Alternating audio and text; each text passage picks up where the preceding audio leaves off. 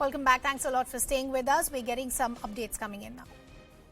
The Delhi police has told the Delhi High Court about the PFI's role in the Delhi riots, and they've gone on to say that if Nanis and Dadis were behind Shaheen Bagh, there was some other alliance that was behind what has happened. Otherwise, it was PFI, and this is what we've heard from SPP Amit Prasad. PFI was one of the main conspirators behind the 2020, Delhi riots, and this is what has been told to the Delhi High Court. We'll try and get more details, but I believe my legal correspondent Ananya Patnagar is now back with us. Ananya, what has been told as far as the role of the PFI is concerned? Well, yes, remember that the Delhi High Court is almost on a day-to-day basis hearing the bail petitions with regards to the 2020 Delhi riots, which had happened in the national capital, northeast district of the national capital to be precise, in the year 2020, in February 2020. And now, when the bail hearings of Umar Khalid, of Khalid Saifi and other accused persons in this case is being heard, SPP Amit Prasad is basically addressing his arguments against the bail, to be opposing these bail petitions, and clearly arguing today that there is a role of PFI, and the PFI was one of the main conspirators in this particular case. Special Public Prosecutor Amit Prasad said that though they are putting forth an agenda and a narrative that Nanis and Dadis were behind the idea of Shaheen Bagh and they were the ones who were controlling it, this is not true, and in fact there was some other people who were actually manning this.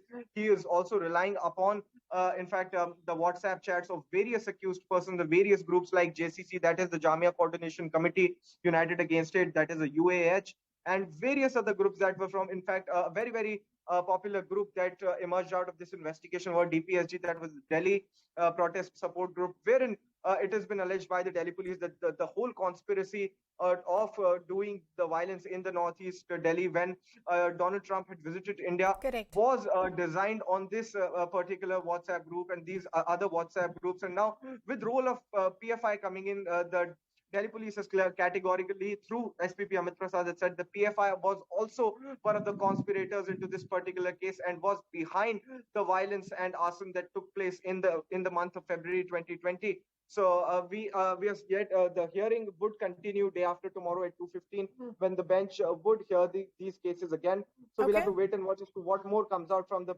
Delhi police's end and what the court will have to say in this particular matter. True. The other aspect that I want to understand, Ananya, is when such a big claim is being made as far as the Delhi police is concerned that the PFI was the main conspirator, what is the evidence that they're banking on?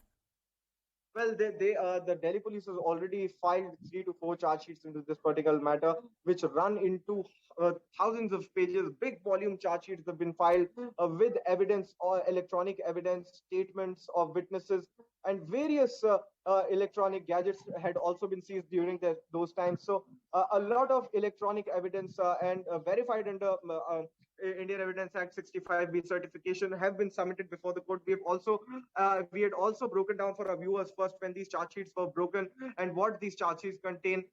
In fact, these charge sheets do have a lot of evidence with regards to WhatsApp chats, with regards to a lot of statements from various witnesses who were a part and parcel to these meetings that had taken place. Remember, names of various people, including Prashant Bhushan, had also Yogendra Yadav had also cropped up during the investigation of the Delhi police in the 2020 Delhi riots. In fact, what has also been argued by the Delhi police before the Delhi High Court was that Sharjeel Imam was the new Umar Khalid, because he was basically comparing the 2016 JNU case and the 2020 riot, wherein he says that the mistakes that Umar Khalid had made during the time of 2016 making bookings in his name and also going out in open is something that he has avoided in the 2022 riots. And Sharjeel Imam is the new Umar Khalid who'd been making mistakes and was going out and giving out statements. So particularly, the new aspect today is that PFI's role has been discussed by SPP Amit Prasad, and it might be possible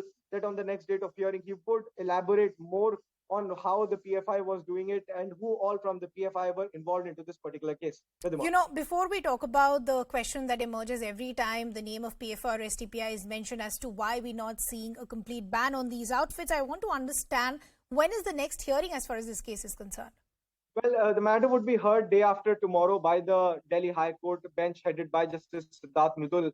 He is hearing all of these petitions, and almost a day-to-day hearing is taking place, almost 3 to 4 days a week. This matter is being heard because the matters were pending for a long while, and now the High Court would want to dispose of these petitions very soon. So the matter would continue day after tomorrow at 2:15 p.m. and we'll have to wait and watch as to what the High Court has to say or whether it requires more hearing in this particular matter. True. Ananya, I'll just request you to stay on with us. Let's take in a reaction from the BJP as well. RP Singh of the BJP now joining us. Good to have you on the broadcast with us. The updates that we're now getting, and this is as far as the Delhi riots case is concerned of 2020, where the Delhi police has now told the Delhi High Court that one of the main conspirators of what we saw play out in the national capital was the PFI. Well, this is a dangerous signal that PFI is spreading wings in capital now, national capital also. It has already spread it in Rajasthan and it has tried to spread it in UP also.